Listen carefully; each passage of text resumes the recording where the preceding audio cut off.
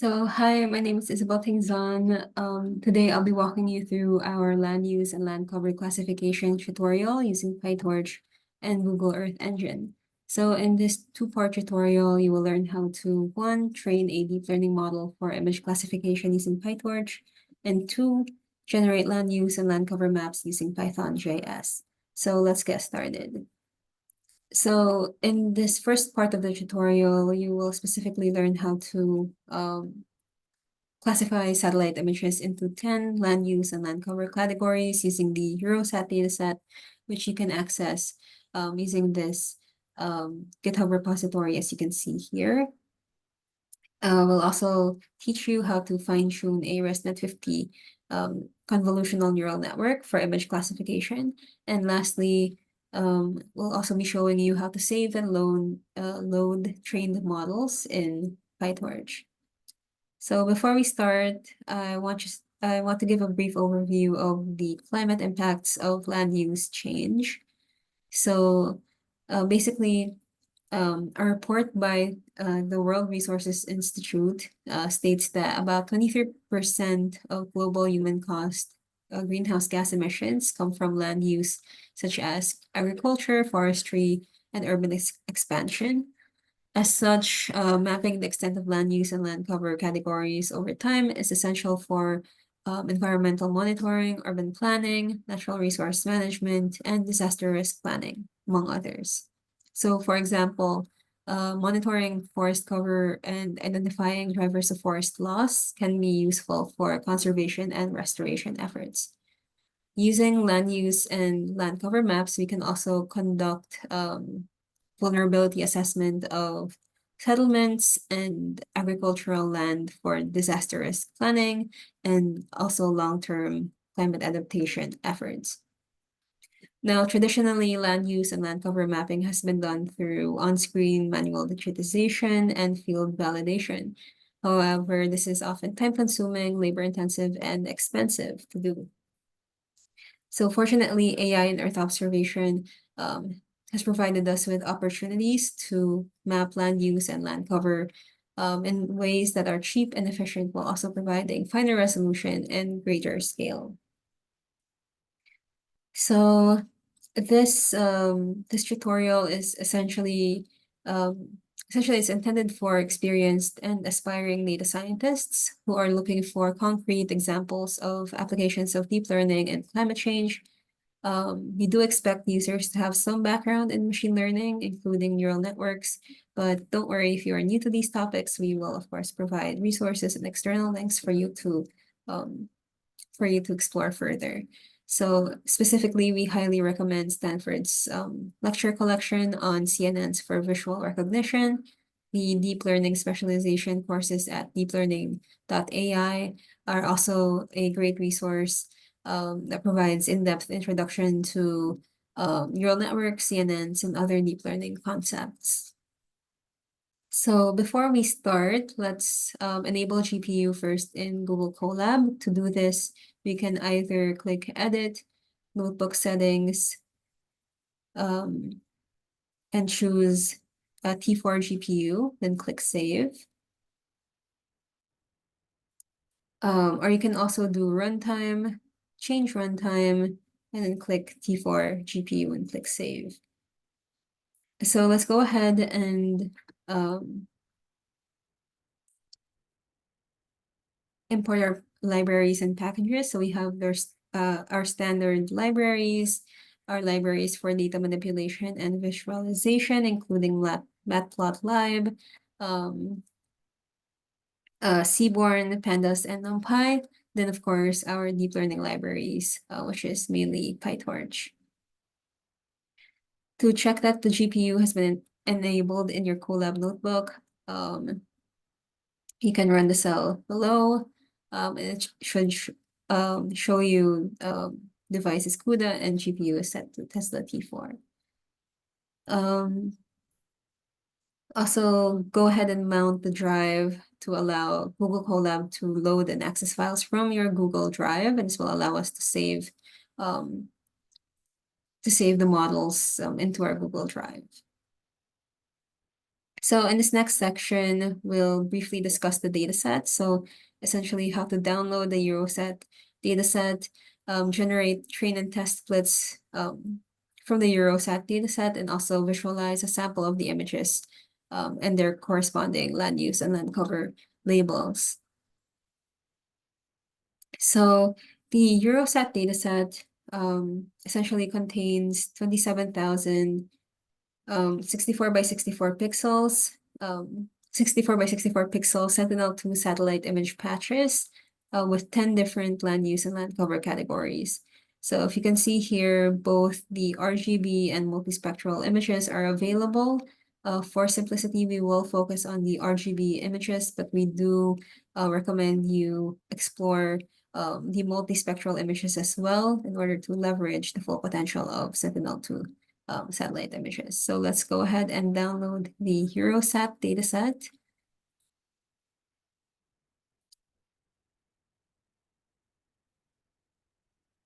So this should download the Eurosat dataset into your local session. You can access it here with the 10 different land use and land cover categories. So next, let's create a custom dataset class, which basically allows you to define a custom class to load the input and output variables for the dataset. So we'll use this capability to load in our inputs in the form of RGB images along with their corresponding output labels. And then later we'll learn how to apply the necessary image transformations. So here we define the Euroset class and instantiating the Euroset dataset. You will need to input the specific dataset, which basically points to this folder containing your images and also the different transformations, which we'll discuss in the next section. And this basically allows you to fetch your image and output label pairs where the image and the input image has been transformed accordingly. So when we say transformed, let's talk about the data augmentation. Data augmentation is a technique that randomly applies image transformations, meaning random crops, horizontal flips, vertical flips, random rotations, etc., to the input images during model training. And these perturbations essentially help to reduce the neural network's tendency to overfit to the training dataset and allows it to generalize better to unseen test data. Additionally, you'll also find that we will be using this normalized method, normalizing our images to the given mean and standard deviation given by the ImageNet dataset. So ImageNet is a large training dataset of around 1.2 million images categorized into about 1,000 labels. So later in this tutorial, we will be using models that are pre-trained on this dataset. And in order to use this pre-trained model for our land use and land cover dataset, we need to ensure that the input data is normalized to have the same statistics, meaning the mean and standard deviation as ImageNet, which is what you see here. The ImageNet mean and ImageNet standard deviations set to these fixed values. All right, so here we show you the different image transformations for that we apply to the training set. So here we have random crop, or rather random resized crop. We also do random horizontal flip and random vertical flip, converted to a tensor, and then finally we apply we normalize the image by the ImageNet mean and ImageNet standard deviation. I do want to note that for the validation and test sets, we do not apply the data transformations as we did with the training set. All right, so let's start. by loading the Euroset dataset into, or using the Torch's image folder class. So image folder is a generic data loader where images are basically arranged in this way. So you have the dataset folder, and then you also have under the path to your dataset, you have a folder that corresponds to each of the labels. So under each folder, you would have each of the images corresponding to that label. So, all right.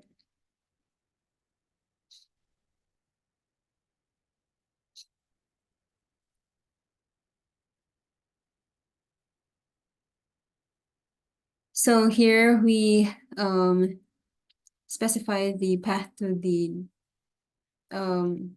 dataset as Euroset/2750. And then we load the Euroset dataset, basically using this image folder class. And if you run this, it should give you the class names as well as the total number of classes in your dataset. All right, so in this next cell, we split the dataset into training, validation, and test sets. So the training set is 70% of the Euroset dataset. And then we set aside 15% of the dataset as our validation set, and the remaining 15% as our test set.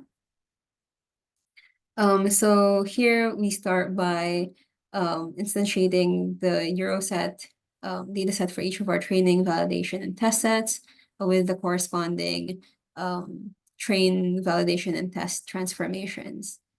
And then in these next few lines here, show you how to randomly split the dataset into your train, validation, and test sets, which again are 70, 15, and 15% respectively.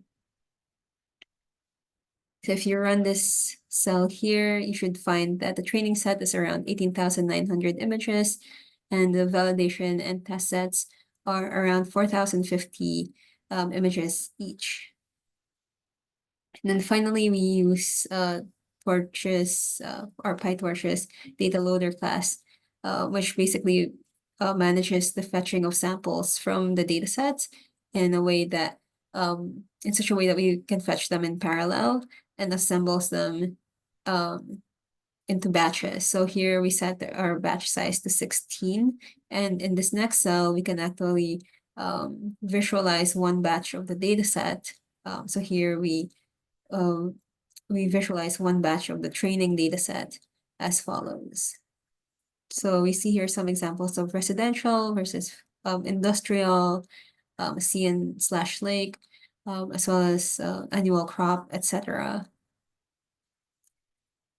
This next cell here explores our data set a little bit more by looking at how many images are available per class. So we see that in general, our classes do seem to be somewhat balanced, although we do see smaller number of images for certain classes, but it's not terribly imbalanced.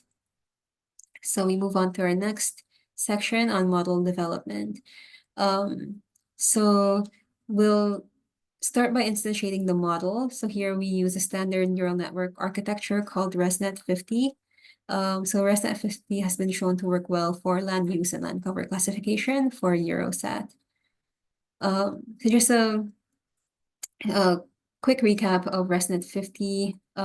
As you may be familiar, deep neural networks are difficult to train due to the problem of vanishing or exploding gradients.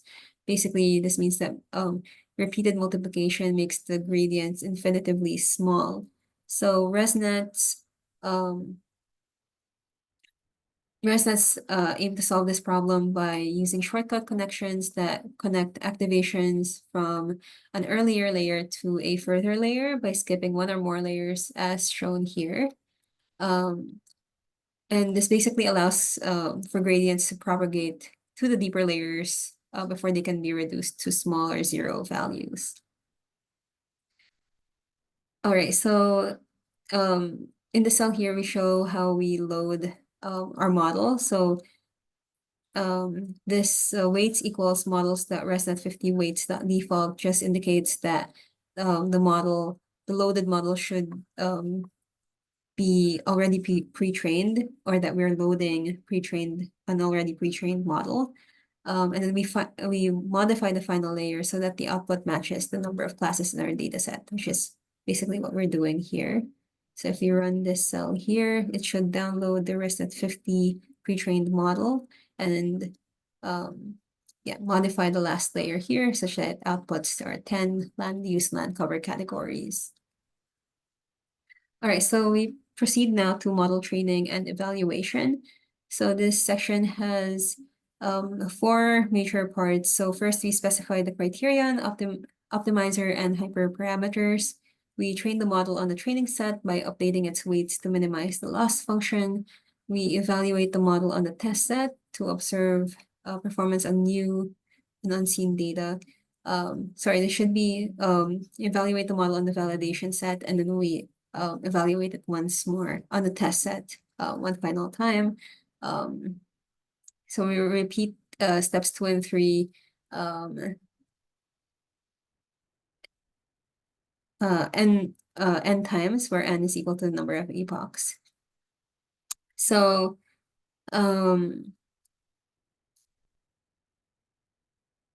just a quick recap of cross-entropy loss. So cross-entropy loss essentially measures the performance of a classification model whose output is a probability between 0 and 1.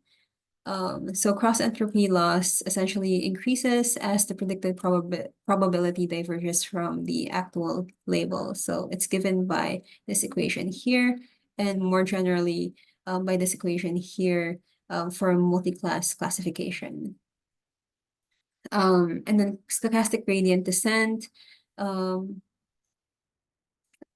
Essentially, its goal is to minimize the loss function. To do this, it computes the slope of the gradient of the loss function at a current point and moves in the opposite direction of the slope towards the steepest descent.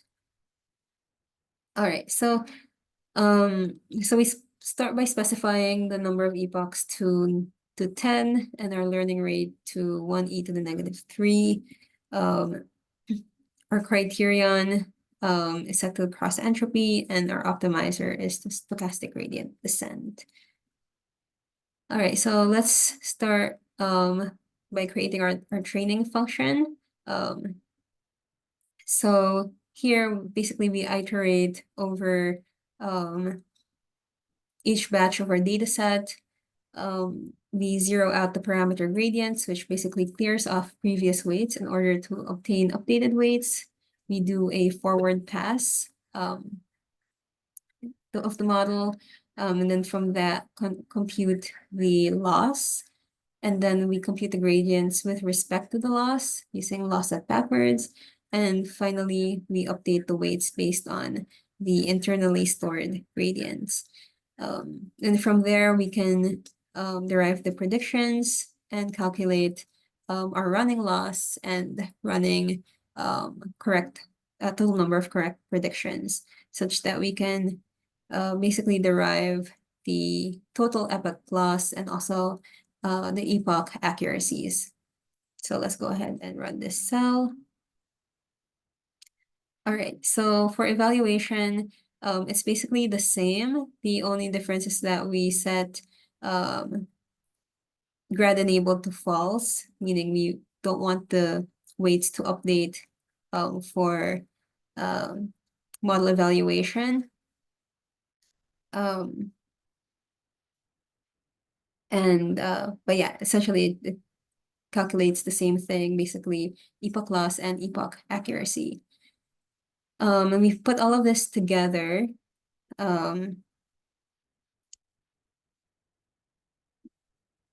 While keeping track of the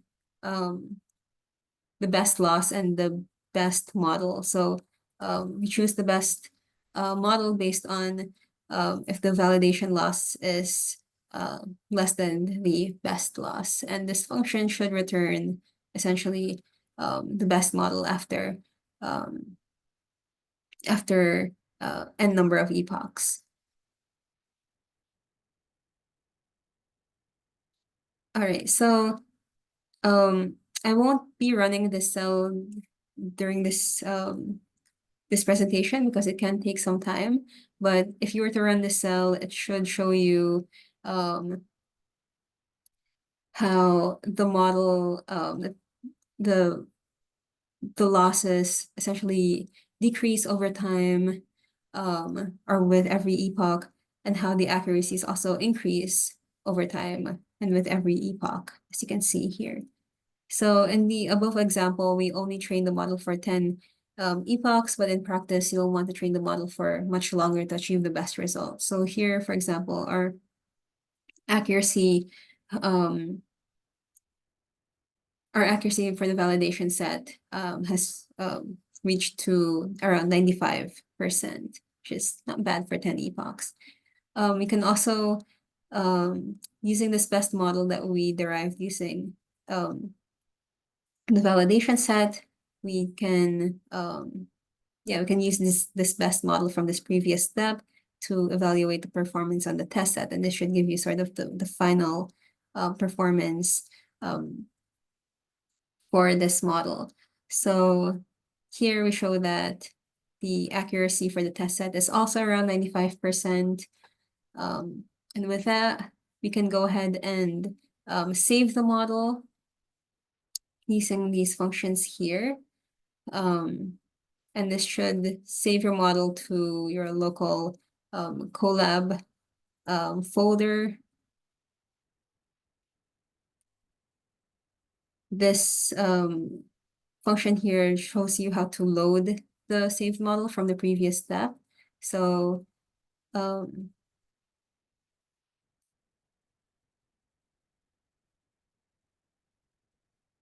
this case, I will be loading a previously downloaded model, a previously saved model. So let's go ahead and run this. And basically what it does here is, model file is not,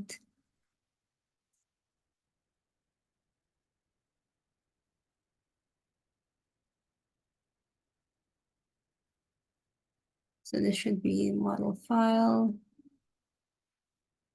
Let's see if this will run. All right. So basically to load the model, you need to instantiate the ResNet50 model again. Of course, update the last layer as we did last time. And then load state dictionary using the torch.load function. And this should load your previously saved model. So let's go ahead and visualize an example of the neural network making a prediction on the test dataset. So we can see here that the model has predicted this image to be annual crop, and this actual class is indeed annual crop.